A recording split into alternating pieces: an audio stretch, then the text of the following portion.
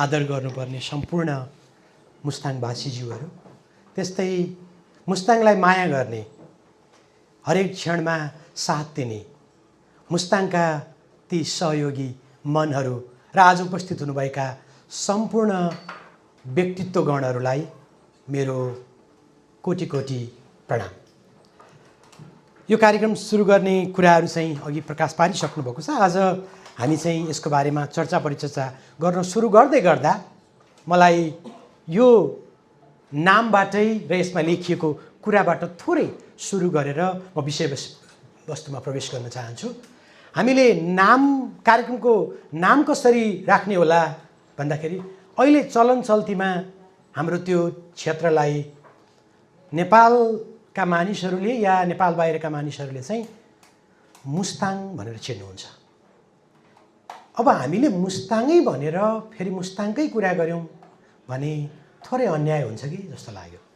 अनि हामी सबै बसेर चर्चा गर्दा हामी हाम्रो ऐतिहासिक पहिचान जनाउने शब्दबाट सुरु गरौँ र हाम्रो ऐतिहासिक पहिचान जनाउने शब्द लोबो हो। अनि लोबोबाट सुरु गरौँ भनेर हामीले लोबोलाई फोरग्राउन्ड गऱ्यौँ र मुस्ताङलाई थोरै भए पनि ब्र्याकेटमा राख्यौँ। अनि त्यो गर्दै गर्दा यहाँ माथि हजुरहरूले यो कर्नरमा रञ्जना लिपिमा लेखिएको एउटा अक्षर देख्नुहुन्छ। यो रञ्जना लिपिमा लो नै भनेको हो।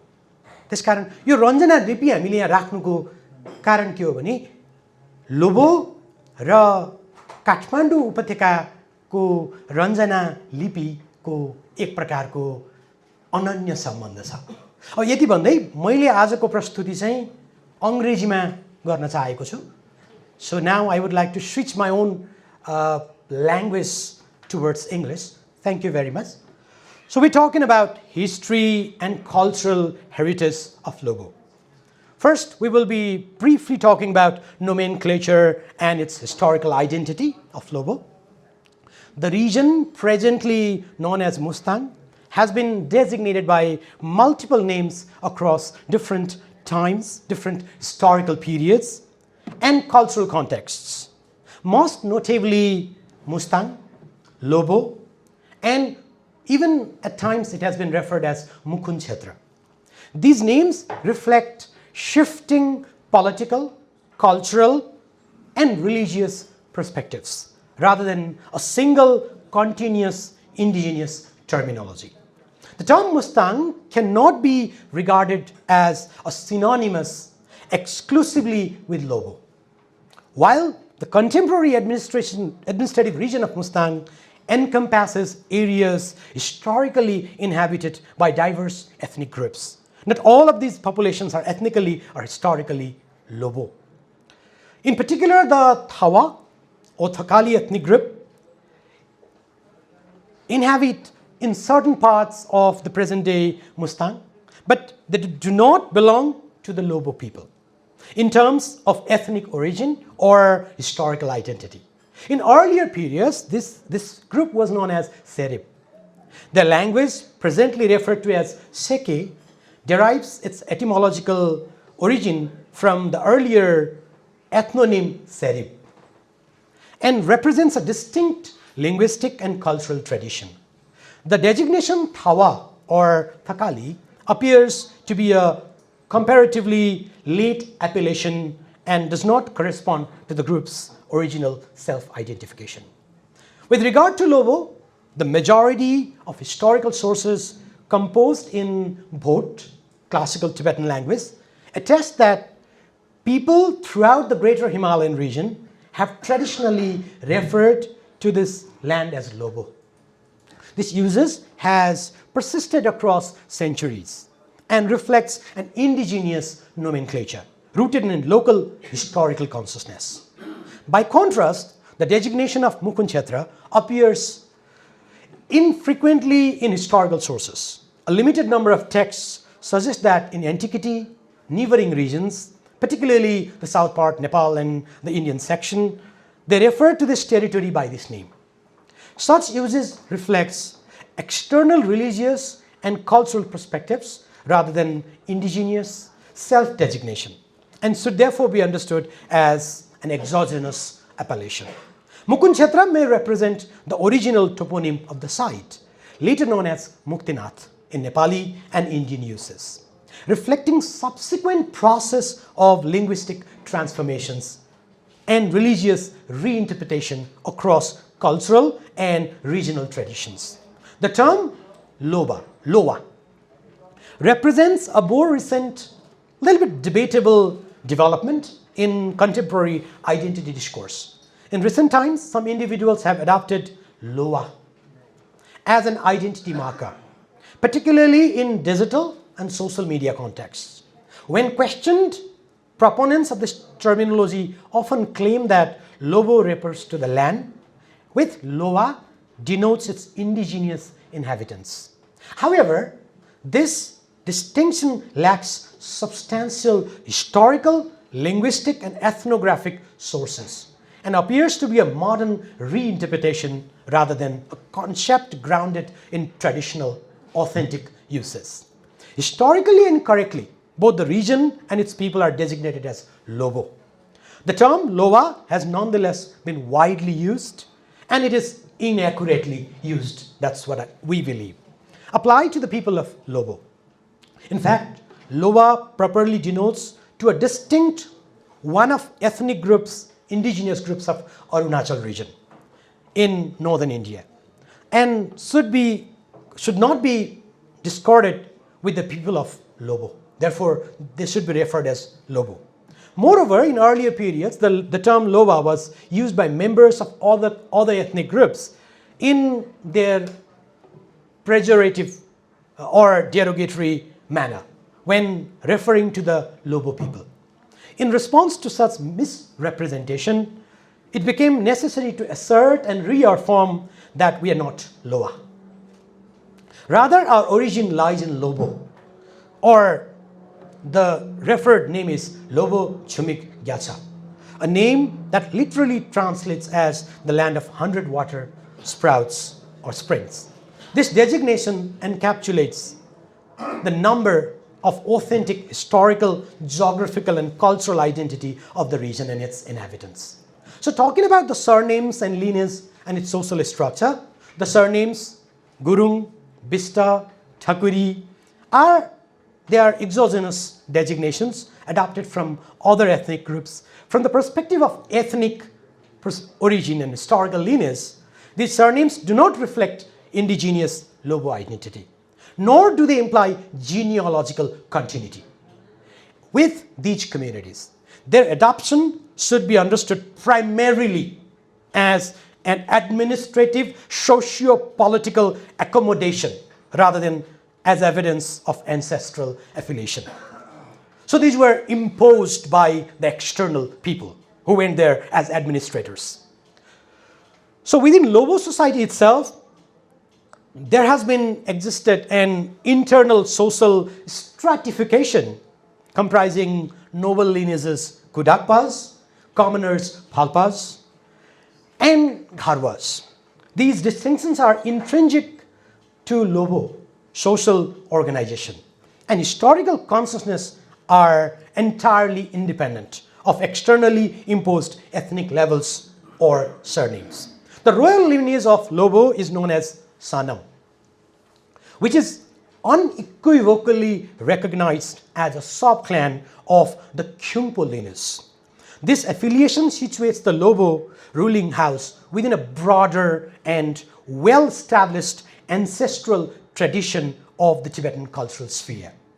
The lineage of Lobo ruling family was authoritatively elucidated by the eminent master Lobo Khenchen Shonam Lundup, the third son of King Angon Sangpo of the Lobo royal house.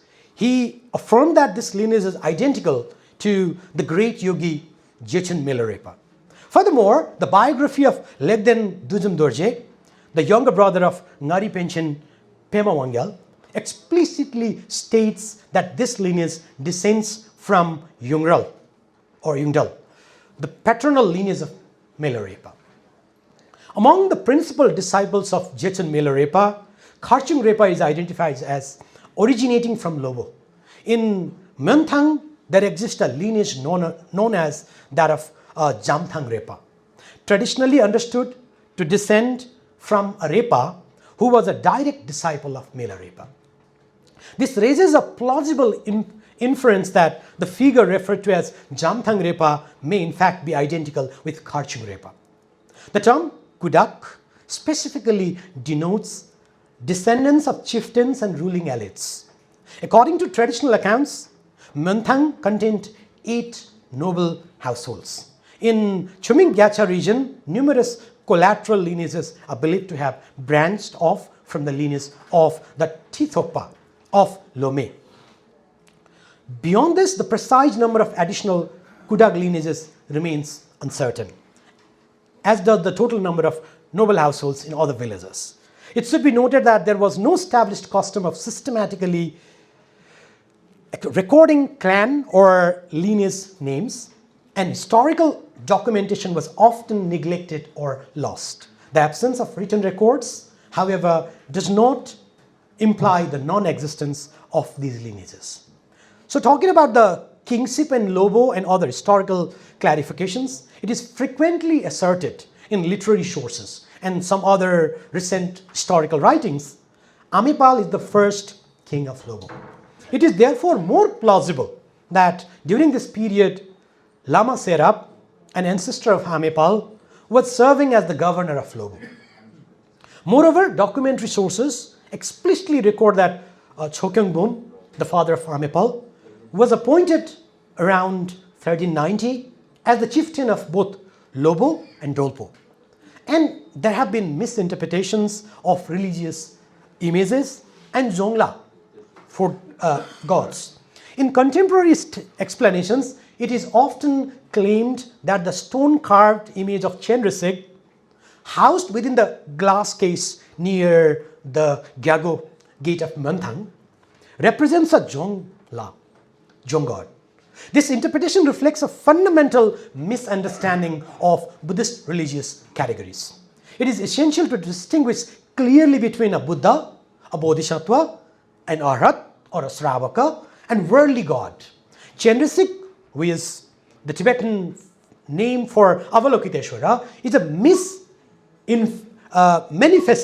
manifestation of Buddha who appears in the form of a Bodhisattva. Whereas Zong gods belong to the category of worldly gods, that is Jigten Paila. Among Himalayan communities, it is customary to venerate worldly gods, such as household gods, clan gods, and territorial gods. Since Monthang and Charang are Zongs, their protective god are accordingly known as Zong god, Zongla. These gods are propitiated through altars, incense offerings, sung, purification rites, and specific Lashol rituals, accompanied by Darchok, prayer flags. However, there is no tradition of carving or depicting Zong deities, or clan gods, territory gods, or household gods in stone images. Consequently, identifying a stone image of Chenrezig as a Zong deity is both doctrinally and culturally incorrect. Sacred geography and there are indigenous toponyms. Similarly, place names such as Kagbeni and Jharkot are derived from Nepali linguistic constructions, combining Beni, river confluence, and Kot, that is fort. Rani Pawa is likewise a Nepali name, originating from the construction of a resting house for pilgrims by Suvarnaprabha Devi in 1770 onwards until 1806, who was the queen. The second queen of King Rana Bahadur Shah. The indigenous name of the site is Chora. Other names including Thinkar, Giling, Menthang, Tiji, and Yartung represent phonetic distortions or later linguistic adaptations of even greater concern is the recent realignment of the summer festival calendar of the Chuming Gyatso, Muktinath region, according to the Bikram Sambat calendar, resulting in the abandonment of the ancient calendrical system traditionally observed by the region's diverse ethnic communities. So next we talk about on the misnomer of Zhong Cave, Zhongfuk. Referring to the site as Zhong Cave is incorrect. Written records clearly identify the site as Shishazhong. While the local people refer to it as Shishafuk, where Fug means a cave. The term Zhong conventionally denotes a fortified settlement or an administrative and communal center. However, in recent religious and cultural contexts, particularly within the Himalayan region, Zhong carries a broader semantic range. In the present case, it is more appropriate to interpret Zhong as referring to a sacred or ritual significant cave rather than to a military fortress. Thus, this usage accords with a well-established Himalayan tradition in which caves associated with religious practice, meditation, or spiritual attainment are designated as Zhong. The surrounding area itself contains several caves bearing this designation, such as Dilbuzhong and Zhongkira, further supporting this interpretation. Moreover, caves traditionally associated with the meditation practices of Jechun Milorepa are frequently referred as Zhong in historical and hagiographical sources. Notable examples include Kirong Zhongduk, Dhakar Puthojong, Takfug Sengejong, Dhakar Taso Umajong, Lingba Dagmarjong, Minkyug Dimajong, Kyangpen Namkajong, and Ragma Jangshubjong. In these instances, the term Zhong clearly signifies a sanctified site of spiritual practice rather than a defensive structure. Accordingly, the use of Zhong in this context should be understood within its religious and cultural framework, reflecting the sanctity and spiritual importance of these caves rather than their architectural or military characteristics. Thus, translating Zhong as cave represents a phonetic rendering, not a literal or terminological equivalence with Fug. Cultural and architectural heritage of Lobo. Lobo preserves a wealth of cultural and historical heritage that are unparalleled elsewhere in modern Nepal. These include Monthang Palace with its fortified walls, Jhampa Chuklakhang, built in 1447 by Anggon Sangpo, the second king of Lobo, Thupchen Nampar Gyalwai Chuglakhang, constructed in 1472 by Aham Tashi Gun, the third king of Lobo, New Charang Palace or Changrang Palace, that is Samdup Gefel, built in the 16th century by Aham Dondup Dorje, Luri Kabum, or numerous village stupas, Kunsang Choling in Lower Mustang, founded in 1680s as a nunnery by Kunsang Longchen of Dolpo. The wall paintings of these monasteries and Luri Kabum, the artistic craftsmanship evident in regional offerings are exceptionally vivid, refined, and of outstanding artistic merit. So heritage preservation concerns, at present many heritage sites are poorly protected and inadequately maintained. Particularly troubling is the construction of roads in close proximity to stupas. Most notably the Jeva Chorten of Monthang, the Changrang, Luding Mai Chorten and Chungkar Chorten. The vibrations generated by particular vehicular traffics pose an inevitable threat to these sacred structures, reflecting a broader lack of awareness regarding cultural heritage conservation. In the same manner, Monthang Palace and scholarly lineages as well has some things to be discussed. The Monthang Palace, together with its walls, was constructed around 1440 and is definitely attributed to either King Amepal or King Anggon Sangpo. Early records refer to the site as Monthang Gyalpoi Khap Tashi Lungi Dupai Ling. The precise period during which the name Tashigefel came into use remains unclear from when the name has been given. The royal palace was the birthplace of the incarnation of Sakya Pandita Lobo Khenchen in 1456. And he later emerged as one of the most influential teachers of his era. So I would like to move on with the Kak Fort. So Kak Fort has its connection with Jumla. Oral accounts further maintain that a substantial portion of the fort's interior furnishings was procured from the surrounding hills of Kakbedi, where sukpa grows in abundance and later been appropriated for the construction of outfitting of Kak Fort. Likewise, there has been misinterpretations of the Lobo history in local narratives. I would love to talk more in this, but since we don't have more time, let me try to briefly talk about it so that we could conclude today's presentation. The earliest monastic establishment in Lobo is the Gekar Chuglakhang, traditionally attributed to Guru Padmasambhava, which our later speaker Mohanla will highlight more with more facts and informations. So I would like to leave this section of Padmasambhava relating to the Gekar Chuglakhang here. He would carry on from here, I believe. Among the material structures commissioned by the kings of Lobo and Sanam lineage that have survived to the present, they are the fortified royal palace of Munthang and other multiple things that dates to 1440s. With regard to monastic architecture like Champa Chuglakhang, it is established in 1447 as already stated earlier. Likewise, surviving monasteries of Lobo, they are approximately 700 years old. And Chumik Gyatsa functions as a significant pilgrimage site for both Buddhists and the Sanatana followers. I would not like to use the word Hindu here because it is not given from our side.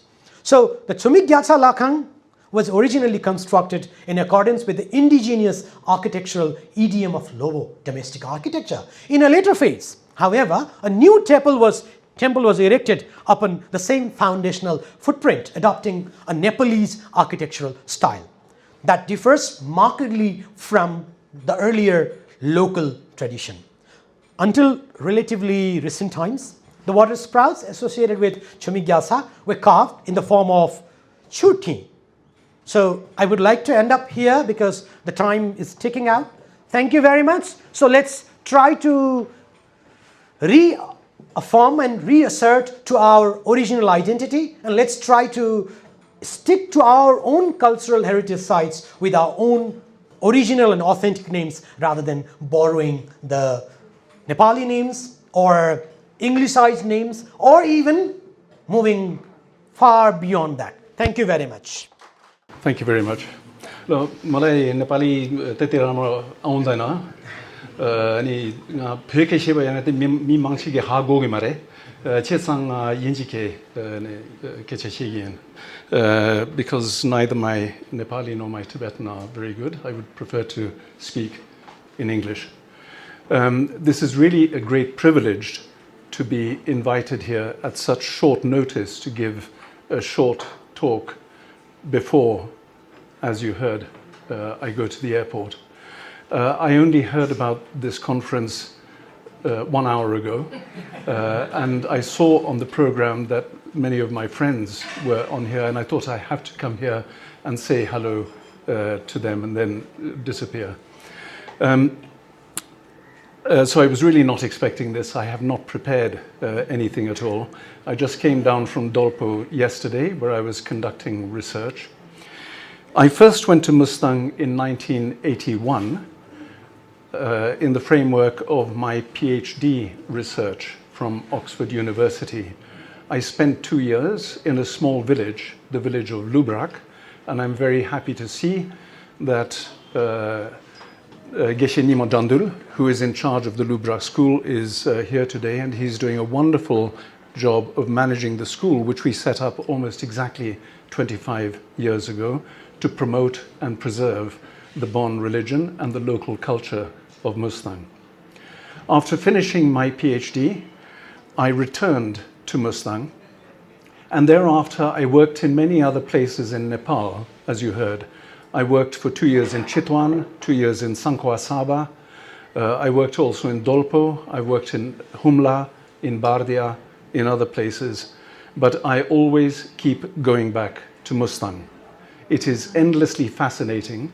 The culture is so rich, and every time I go back, and that's usually 2 times a year, I find so many more interesting things. When I started to work in Mustang as an anthropologist, there were perhaps 4 other people who had worked as researchers in Mustang, and they were all foreigners.